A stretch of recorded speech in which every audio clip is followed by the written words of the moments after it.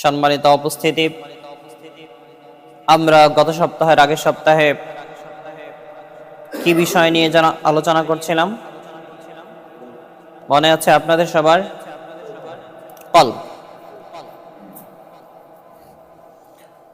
কল্ব সম্পর্কে আলোচনা করছিলাম। আর এই কল্বটা মূলত কোথা থেকে এসেছে? এতদিন পর্যন্ত যে ঈমান নিয়ে আমরা আলোচনা করছিলাম, সেই ঈমানটা থাকে মানুষের কলবের ভিতর। বলছিলাম মানুষের ইবাদত বন্দেগী কবুল হওয়া না হওয়া নির্ভর করে তার ঈমানের উপর। তার ঈমান যদি ঠিক থাকে তাহলে তার ইবাদত রব্বুল আলামিনের কাছে গ্রহণযোগ্য হবে,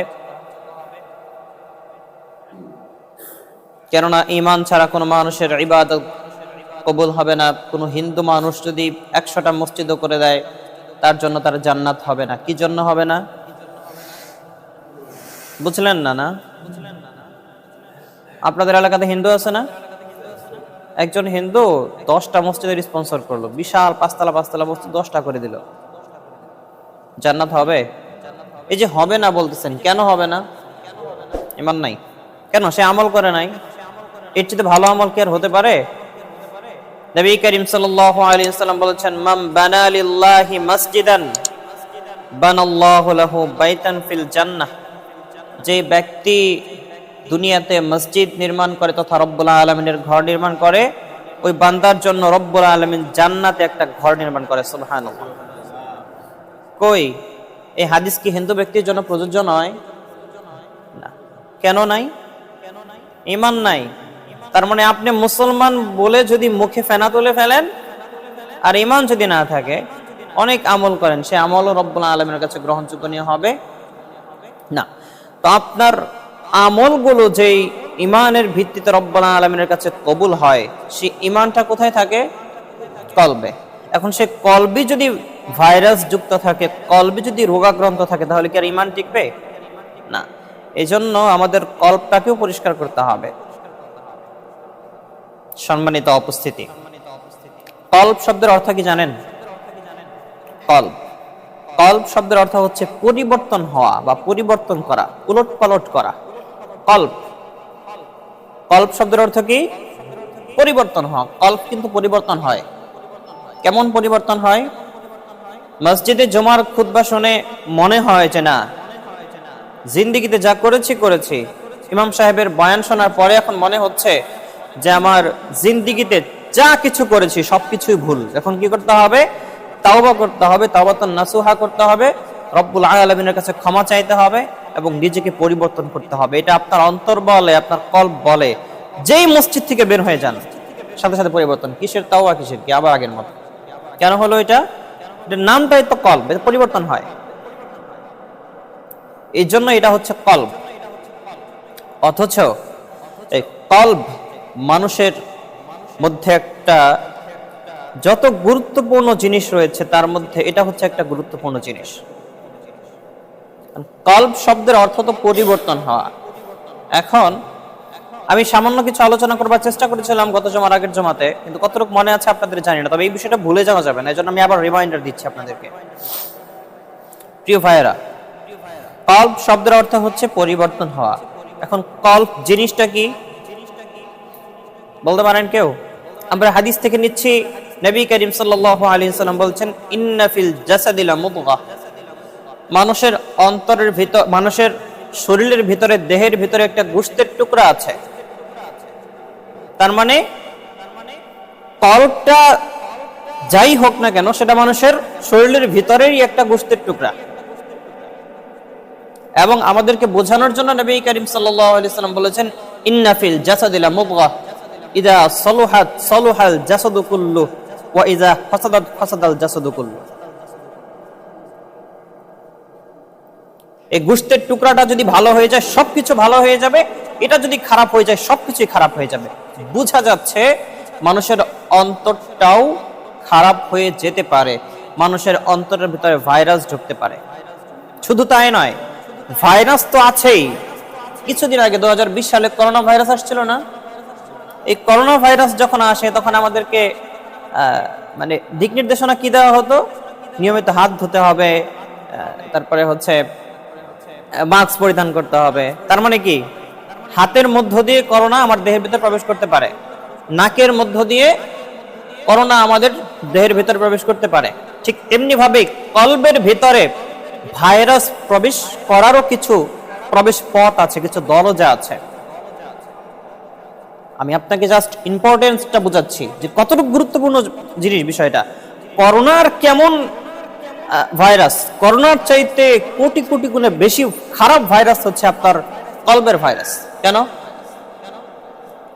করোনা আক্রান্ত হয়ে যদি কোনো মানুষ মারা যায়, সে মানুষ জাহান্নামে যাবে, এটা আপনি বলতে পারবেন না।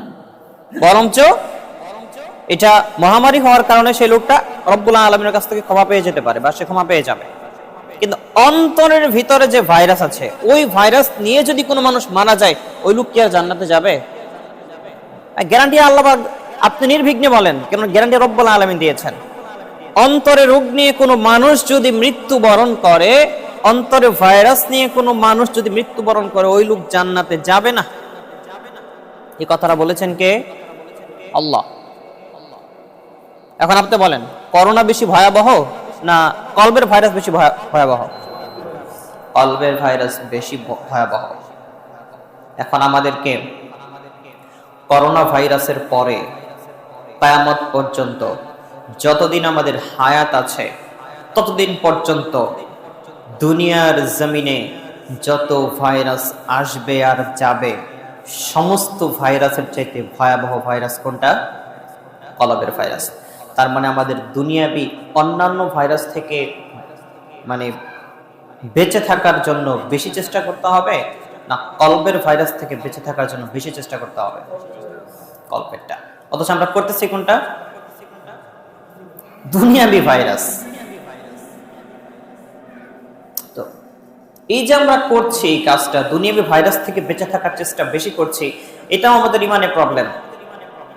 কারণ আমরা নাস্তিকদের মতো হয়ে গেছি, যা দেখি না তা বিশ্বাস করি না, জান্নাত জাহান্নাম দেখি না বিশ্বাস করি না, আল্লাহকে দেখি না বিশ্বাস করি না। যদি করতাম, আবার করোনাকে দেখি না ঠিকই বিশ্বাস করি। কেন? ওই যে মানুষ মারা যাইতেছে দেখতেছি। তাহলে আমাদের ইমানে কি ত্রুটি নাই? আপনি কি বলতে চাচ্ছেন? আমাদের ইমান ভালো আছে? ভালো নেই, ইমানের ত্রুটি আছে। সম্মানিত উপস্থিতি,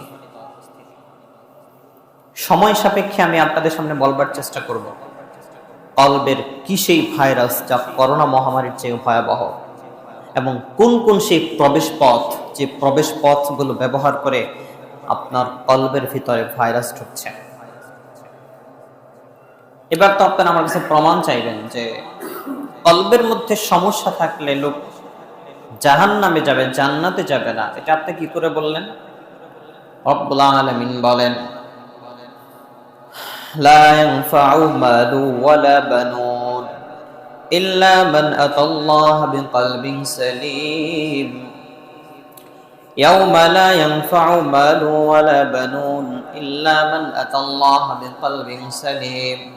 কিয়ামতের ময়দান যখন কায়েম হয়ে যাবে, মানুষগুলো যখন বিপদে পড়ে যাবে, মানুষের নেকি এবং পাপ নিয়ে যখন রব্বুল আলামিনের সামনে মানুষগুলো দাঁড়িয়ে যাবে, আমাদের দুনিয়াবি বিচারের সিস্টেম হচ্ছে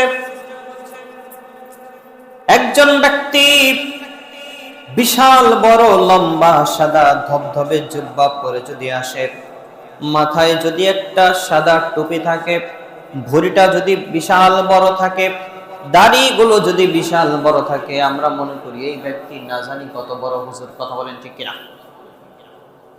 এই ব্যক্তি না জানি কত বড় পীর সাহেব।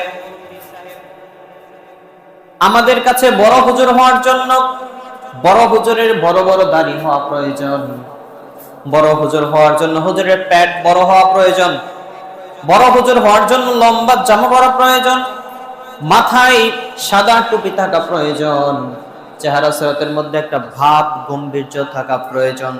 কথা কি ভুল বললাম? হুজুরকে দেখতে যদি ছোট ছোট লাগে তো সেটা হুজুরের যোগ্য হয় না। হুজুরের পেট যদি ছোট থাকে তো বলে এটা কি এর হুজুর হইল, এটা তার পেটই নাই। লম্বা জামা না পরলে বলে তো ফালতু হুজুর। সাদা টুপি না থেকে অন্য কালার টুপি থাকলে বলে এই ব্যক্তি সবুজ কালারের টুপি থাকলে বলে এক তরিকার, কালা টুপি থাকলে বলে আরেক তরিকার, আর দুই কালার টুপি থাকলে বলে খ্রিস্টান। আমার মাথায় একটা টুপি আসলে একবার দেখছেন কিনা, ওই এপাশ দিয়ে সাদা উপরে একটু লাল, দেখেন নাই?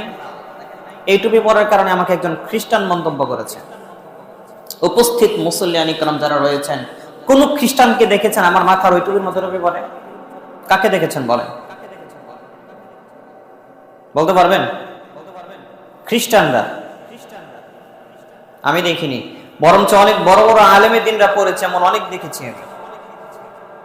তো যাই হোক, আমরা সাইনবোর্ড বানিয়ে ফেলেছি টুপি দিয়ে যে কে কোন তরিকার লোক। পাঁচকলি টুপি পরলে আমরা মনে করি ব্যক্তি কওমি, কালো টুপি পরলে আমরা মনে করি এই হচ্ছে রেজবি গ্রুপের লোক। টুপি দিয়ে আমরা মানুষকে নির্ণয় করবার চেষ্টা করি যে কে কোন গ্রুপের। অথচ আমাদের পরিচয় একটাই হওয়া উচিত, আমরা মুসলিম। আমরা সবাই কি মুসলিম? আপনার কলবে যদি থাকে লা ইলাহা ইল্লাল্লাহ, আমার কলবে যদি থাকে লা ইলাহা ইল্লাল্লাহ, আপনাকে আমি বুকে জড়িয়ে নেব, কোনো সমস্যা নেই, আপনি যে তরিকারই হন না কেন। কথা বলেন ঠিক কিনা? কলবে লা ইলাহা ইল্লাল্লাহ থাকতে হবে। কলবে ভাইরাস মুক্ত কলব নিয়ে লা ইলাহা ইল্লাল্লাহ আপনার কলবের ভিতরে বসিয়ে যদি আপনি আমার কাছে আসেন, আমি আপনার টুপির কালার দেখবো না, আমি আপনার জুব্বার কালার দেখবো না, আমি আপনার পাঞ্জাবির কালার দেখবো না, আপনার পেট ছোট না বড় সেটা দেখবো না, আপনার বয়স কম না বেশি সেটা আমি দেখবো না, আপনার উচ্চতা কত সেটা আমি দেখবো না। আপনার কলবে আর আমার কলবে যদি লা ইলাহা ইল্লাল্লাহ বসাতে পারি, তাহলে আপনি মুসলমান, আপনি আমার ভাই, আপনার সাথে আমার কোনো দ্বন্দ্ব নেই। কথা বলেন ঠিক কিনা? দ্বন্দ্ব আছে। আপনার কলবের মধ্যে লা ইলাহা ইল্লাল্লাহ না বসে যদি আয়না বসান, তাহলে আপনার সাথে আমার দ্বন্দ্ব আছে। আয়না বসায় এমন আছে না নাই? কয় আয়না বসায় দে কলবের ভিতর। কলব কি আয়না বসানোর জায়গা? কলবে কি বসাতে হবে? লা ইলাহা ইল্লাল্লাহ। এটা হচ্ছে কলবের মধ্যে একমাত্র স্থান পাবে। অন্য যত গায়রুল্লাহ আছে, সমস্ত কিছুকে যদি আপনি ছুঁড়ে ফেলে দিতে পারেন, তাহলে আপনার অন্তরটা হবে কলবে সালিম। আর এই কথাটা এতক্ষণ পর্যন্ত কেন বললাম? আমাদের দৃষ্টিতে একজন মানুষের গায়ে জুব্বা থাকলে, পাঞ্জাবি থাকলে, মাথায় টুপি থাকলে, লম্বা লম্বা দাড়ি থাকলে সেই ব্যক্তি ভালো মানুষ। আর রব্বুল আলামিনের সামনে কিয়ামতের ময়দানে মানুষগুলো যখন দাঁড়িয়ে যাবে তার নেকি নিয়ে এবং পাপ নিয়ে, সে কত বড় লম্বা জামা পরেছে রব্বুল আলামিন দেখবেন না। এটাই হচ্ছে রব্বুল আলামিনের মধ্যে আর আমাদের মধ্যে এক বিশাল পার্থক্য। আমরা দেখি মানুষের বাহ্যিক যেটা সেটা, আর রব্বুল আলামিন দেখে ভিতরেরটা। কথা বলেন ঠিক কিনা? ওই ব্যক্তি রব্বুল আলামিনের সামনে দাঁড়ানোর পরে দুনিয়াতে কত বড় লম্বা জামা পরেছে সেটা রব্বুল আলামিন দেখবেন না, কত বড় টুপি পরেছে সেটা দেখবে না, কত বড় বড় দাড়ি ছিল সেটা দেখবেন না। রব্বুল আলামিন বলেছেন, ইয়াউমা লা ইয়ানফাউ মালুন ওয়ালা বানুন ইল্লা মান আতাল্লাহা বিকলবিন সালিম।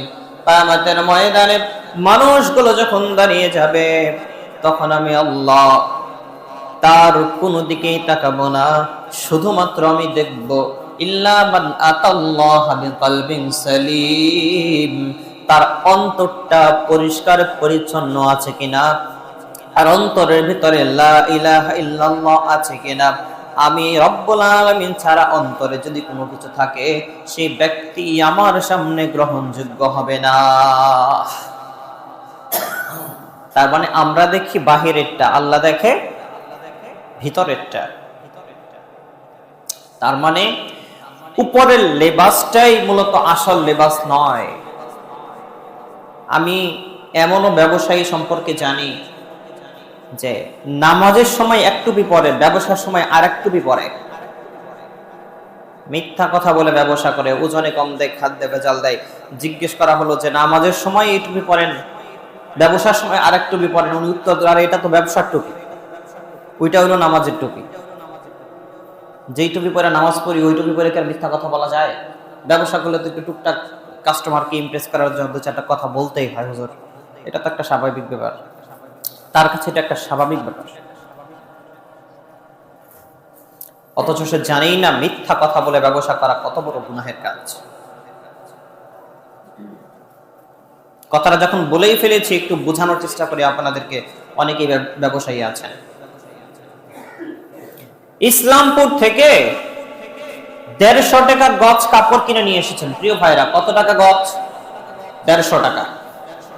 মির্জাপুর বাজারে নিয়ে এসে অথবা বাংলা বাজারে নিয়ে গিয়ে আপনি ওটা 350 টাকা গজ বিক্রি করলেন। লাভ বেশি হলো না কম হলো? এটা কোনো সমস্যা আছে?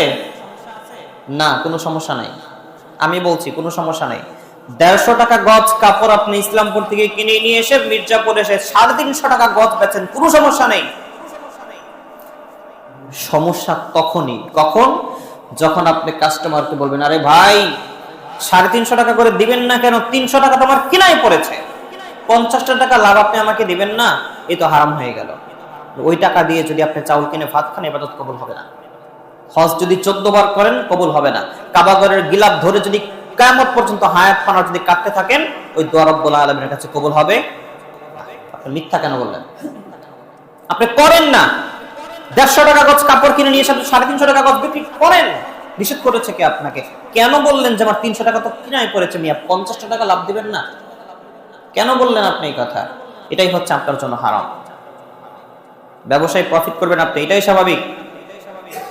এই জন্য ব্যবসার টুপি আর নামাজের টুপি, ব্যবসার জামা আর নামাজের জামা, ব্যবসার সময় আমার কলব যে অবস্থায় থাকে, ইমানি হালত যে অবস্থায় থাকে, নামাজের সময় ইমানি হালত একই অবস্থায় থাকবে। এর নাম হচ্ছে মুমিন। কথা বলেন ঠিক কিনা? কলবকে পরিবর্তন হতে দেওয়া যাবে না। যদি হয়ও করতে হবে আস্তাগফিরুল্লাহ, আপনাকে ফিরে যেতে হবে। তাহলে বলছিলাম, রব্বুল আলামিনের সামনে যখন মানুষগুলো দাঁড়াবে, তখন রব্বুল আলামিন তার অন্তর দেখবে। রব্বুল আলামিন, এর মধ্যে আরেকটা কথা বলে রাখি, মানুষের অন্তর হচ্ছে 3 প্রকার। কথা বলতে হবে একটু। কয় প্রকার? মানুষের অন্তর 3 প্রকার। রব্বুল আলামিনের কাছে কবুল হবে, রব্বুল আলামিনের কাছে অ্যাকসেপ্টেড হবে, গ্রহণযোগ্য হবে। কয় প্রকার? 1 প্রকার। ওইটার নাম কি জানেন? কলবে সালিম, সুস্থ কলব। তার মানে কিয়ামতের ময়দানে যত মানুষ রব্বুল আলামিনের সামনে দাঁড়াবে, রব্বুল আলামিন সেই মানুষগুলোর কোথায় তাকাবেন? কলবের দিকে তাকাবেন। আর কলবের দিকে তাকানোর পর রব্বুল আলামিনের কাছে শুধু গ্রহণযোগ্য হবে একটা কলব, তার নাম সুস্থ কলব। তার মানে বাকি থাকলো আরো কয়টা কলব? 2টা, একটা অসুস্থ আর একটা মৃত। তার মানে অসুস্থ কলব রব্বুল আলামিনের কাছে গ্রহণযোগ্য হবে না, মৃত কলব গ্রহণযোগ্য হবে না। তাহলে ইন্না ফিল জাসাদি লামুদগাহ, ওইটা আবার আপনার সামনে আবার আমি নিয়ে আসছি, দেখেন তো বুঝেন কিনা। ইজা সলুহাত সলুহাল জাসাদু কুল্লু, এটা যদি ঠিক থাকে সব ঠিক। ওয়া ইজা ফাসাদাত ফাসাদাল জাসাদু কুল্লু, এটা যদি নষ্ট হয়ে যায় তাহলে সব নষ্ট। বুঝছেন? আচ্ছা, এইবার আসেন, মানুষ যখন পাপ করে, মানুষের অন্তর, মনে করেন আপনার সুস্থ কলব আছে। এখন মানুষ যখন পাপ করবে, পাপ করবার পর মানুষের অন্তরের মধ্যে একটা কালো দাগ পড়ে যায়। কি দাগ পড়ে যায়? কালো দাগ পড়ে যায়। মূলত কলবে সালিম যেটা সুস্থ কলব, সেই সুস্থ কলবের মধ্যে কোনো কালো দাগ নেই, সেটা স্বচ্ছ সাদা কলব। একটা পাপ করার পর সেখানে কি পড়ে যায়? একটা স্পট পড়ে যায়, কালো একটা দাগ পড়ে যায়। আবার যখন আপনি বুঝতে পারেন যে আমার দ্বারা একটা পাপ হয়ে গিয়েছে, মুমিনের অন্তর কেমন হবে? পাপ করার সাথে সাথে অন্তর ছটফট করতে থাকবে। কলবে সালিম যেটা ছটফট করতে থাকবে যে আল্লাহ আমার দ্বারা এই পাপ হয়ে গেছে। সাথে সাথে রব্বুল আলামিনের কাছে পুরোপুরি ভরসা করে আপনি বলবেন আস্তাগফিরুল্লাহ, আপনার সেই দাগ মুছে যাবে। সুবহানাল্লাহ। তার মানে কলবে সালিম যেটা, কলবে সালিম তার মধ্যে কোনো ব্ল্যাক, কোনো ফাঙ্গাস, কোন রকমের কোনো দাগ পড়তে দিবে না। যদি কোনো কালো দাগ কলবের উপরে পড়ে যায়, কলব কেমন করবে? ছটফট করতে থাকবে। আপনার অন্তর করে? না না না, আমি কাউকে অপমান করার জন্য বলতেছি না, একটু বলেন না। আপনার কলবে যখন দাগ পড়ে যায়, আপনার দ্বারা যখন পাপ সংগঠিত হয়, আপনার অন্তর কি ছটফট করে? করে না? যদি না করে থাকে, আচ্ছা আমাকে অ্যান্সার করার প্রয়োজন নেই। পাপ করার পরে আপনার অন্তর যদি ছটফট করতে না থাকে, তাহলে বুঝতে হবে আপনার এটা কি কলব? অসুস্থ কল্ব। কি কল্ব? অসুস্থ কল্পের নীতি কি জানেন? অসুস্থ কল্ব দান করতেও ভালো লাগে, আবার সিনেমা দেখতেও ভালো লাগে, গীবত করতেও ভালো লাগে, নামাজ পড়তেও ভালো লাগে, মানুষের গালি দিতেও ভালো লাগে, আবার ভালো ভালো কাজ করতেও ভালো লাগে। এটা হচ্ছে অসুস্থ কল্বের নীতি। তাহলে আপনার কল্ব যদি অসুস্থ থাকে, কল্বের ভিতরে যদি কালো কালো দাগ থাকে, তাহলে সেই কল্ব রব্বুল আলামিনের কাছে গ্রহণযোগ্য হবে না। আপনাকে আমি কল্বের তিনটি নাম বলেছিলাম, একটা হচ্ছে কলবে সালিম, একটা হচ্ছে কলবে মারিদ, আর একটা হচ্ছে কলবুল মাইয়িত। সুস্থ কলব, অসুস্থ কলব, আর একটা হচ্ছে মৃত কলব। তার মানে এই কথাটা আপনাকে আমি বলেছিলাম যে অসুস্থ কল্বকে ভাইরাস মুক্ত করে সুস্থ কল্বে পরিণত করা সম্ভব, কিন্তু মৃত কল্বকে পরিবর্তন করা সম্ভব নয়। কেন সম্ভব নয়? রব্বুল আলামিন বলেছেন ফি কুলুবিহিম মারদুন ফাসাদাহুমুল্লাহু মারদা, সূরা বাকারা। তাদের অন্তরের মধ্যে ব্যাধি রয়েছে আর তারা ওখানে থাকতে চায়, রব্বুল আলামিন তার ব্যাধিটাকে আরো বাড়িয়ে দেয়। নাউজুবিল্লাহ। High high. তার মানে যার অন্তর মৃত, তার অন্তরের ব্যাধি রব্বুল আলামিন আরো বাড়িয়ে দেয়। কেন? সে চাই না যে আমি হেদায়েত হই, সে চাই না এটা যে আমি হেদায়েত হই। এখন আপনার সামনে তোমার বিষয়গুলো ক্লিয়ার করতে হবে। এতক্ষণ পর্যন্ত আলোচনা পরে একটা খিচুড়ি পাকায় আছে, মানে কোনো কিছুই বুঝতে পারেন নাই আপনারা এখনো, মানে এক এক করে আমাকে ক্লিয়ার করতে হবে। তাহলে কলবের প্রকার কয়টা বলছিলাম? তিনটা। কলবে সালিম থেকে ক্লিয়ার করার চেষ্টা করি। রব্বুল আলামিন কিয়ামতের ময়দানে তার সামনে দাঁড়ানোর পর আমাদের যে কলবের দিকে তাকিয়ে যে কলবটাকে তিনি পাশ করিয়ে দিবেন, জান্নাতে দিবেন, সেই কলবটা কি কলব? সুস্থ কলব তথা কলবে সালিম। আর সেই কলবে সালিমটা কেমন কলব? স্বচ্ছ কলব, সাদা কলব, তার মধ্যে কোনো স্পট থাকতে পারে না। ভাইরাস গ্রহণ নিয়ে পরে কথা বলবো, কি কি ভাইরাসের কারণে আপনার কলব অসুস্থ হয়ে যায়, আমি এক এক করে ক্লিয়ার করবার চেষ্টা করছি। তাহলে আলোচনার এই পর্যায়ে এতটুকু পর্যন্ত আমরা ক্লিয়ার যে আমাদেরকে সুস্থ কলবের অধিকারী হতে হবে যে কোনো মূল্যে, যদি জান্নাতে যেতে চাই, রব্বুল আলামিনের সন্তুষ্ট যদি অর্জন করতে চাই। তাহলে কলবে সালিমের ধারণা কি আমাদের কাছে ক্লিয়ার? কলবে সালিম মানে স্বচ্ছ কলব, কাচের মতো ক্লিয়ার থাকবে, সেটা সেখানে কোনো পাপ থাকবে না। যদি পাপ যদি হয়ে যায়, কলব ছটফট করতে শুরু করবে, আপনি আস্তাগফিরুল্লাহ করবেন, রব্বুল আলামিনের কাছে ইস্তিগফার করবেন, সেই কালো দাগকে মুছে ফেলা হবে।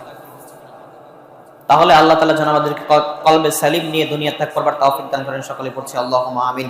বুকে হাত দিয়ে একজন মানুষ এখন বলতে পারবেন না যে আমার কলবের মধ্যে কোনো দাগ নাই। এখন কি করণীয়?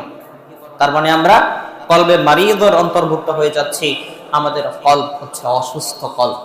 তাহলে অসুস্থ কলবকে সুস্থ করার প্রয়োজন আছে না নাই? আছে।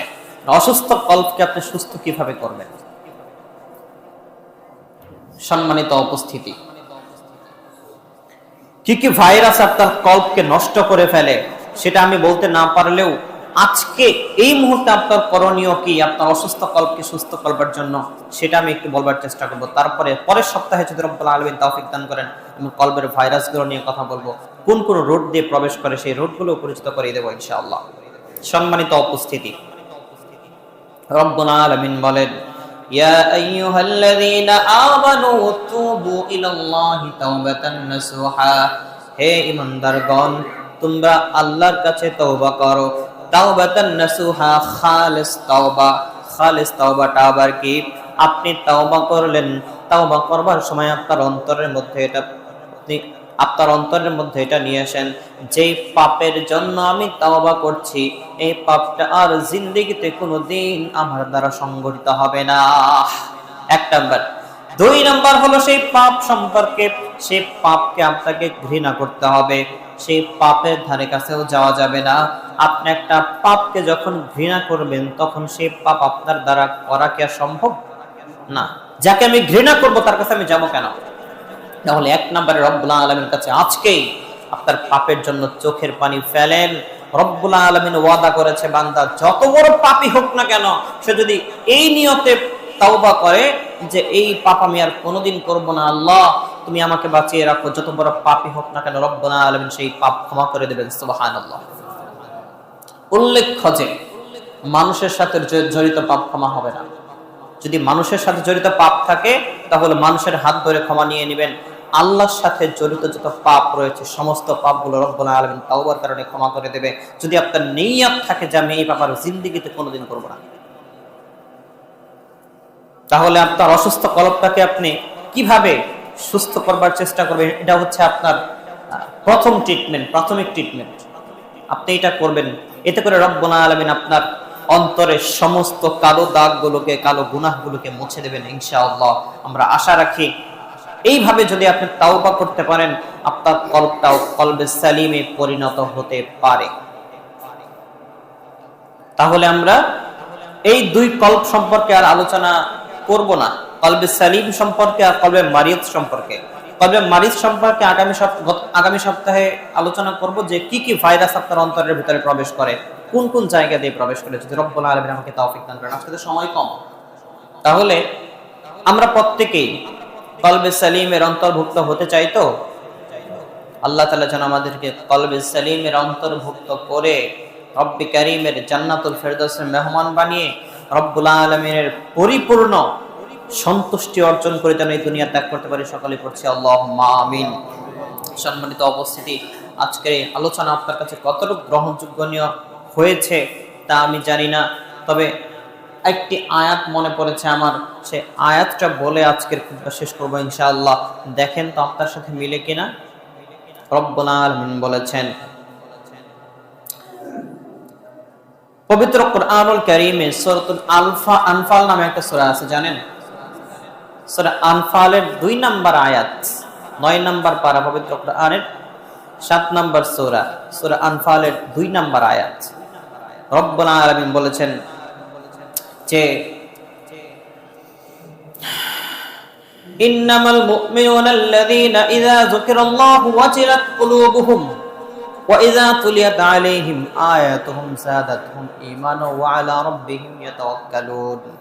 মুমিনের সামনে যখন রব্বুল আলামিনের নাম উচ্চারণ করা হয় মুমিনের কলবগুলো ভীতু সন্ত্রস্ত হয়ে যায়।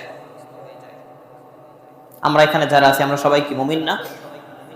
আচ্ছা, আপনার সামনে আল্লাহর নাম নিলে কি আপনার অন্তর ভীতু সন্ত্রস্ত হয়ে যায়? যদি হয়ে যায় বুঝতে হবে আপনার কলব ঠিক আছে, মুমিনের কলব হিসেবে আপনার কলব ঠিক আছে। ওয়া ইযা তুলিয়াত আলাইহিম যাদাতহুম ঈমানা ওয়া আলা রাব্বিহিম ইয়াতাওয়াক্কালুন। এবং মুমিনদের সামনে যখন কোরআনের আয়াত পড়া হয়, আল্লাহর নাম যখন না হয়, কোরআনের আয়াত যখন পড়া হয়, তখন মুমিন বান্দাদের ঈমানটা আরো বৃদ্ধি পায়। সুবহানাল্লাহ। নিজের সাথে মিলিয়ে নেন, কথা কি বানায় বললাম? কোরআন আপনার সামনে পড়লে কি আপনার ঈমান বৃদ্ধি পায়? যদি পায় আপনি পরীক্ষা করবেন এই আয়াত দিয়ে, যদি পায় তাহলে আপনার অন্তর ঠিক আছে, মুমিনের অন্তর। আর যদি না পায় তাহলে অন্তরে কি আছে? ভাইরাস আছে। তখন আপনি যে কলবে মারিজের অন্তর্ভুক্ত হয়ে যাবেন। এরপর কি? ওয়া আলা রাব্বিহিম ইয়াতাওয়াক্কালুন। এবং তার অন্তরে রব্বুল আলামিনের প্রতি ভরসা, তাওয়াক্কুল আরো বেড়ে যায়। সুবহানাল্লাহ। আপনার সাথে কি এই 3টা জিনিস ঘটে? নাম্বার 1, মুমিনের সামনে আল্লাহর নাম নিলে মুমিনের অন্তর কি হয়ে যায়? ভীতু সন্ত্রস্ত হয়ে যায়। 2 নাম্বার কি ভুলে গেছেন? 2 নাম্বার হচ্ছে মুমিনের সামনে যখন কোরআন তেলাওয়াত করা হয় মুমিনের ঈমানটা বৃদ্ধি পায়। এবং 3 নাম্বার হচ্ছে রব্বুল আলামিনের প্রতি তাওয়াক্কুল, ভরসাটা আরো বেড়ে যায়।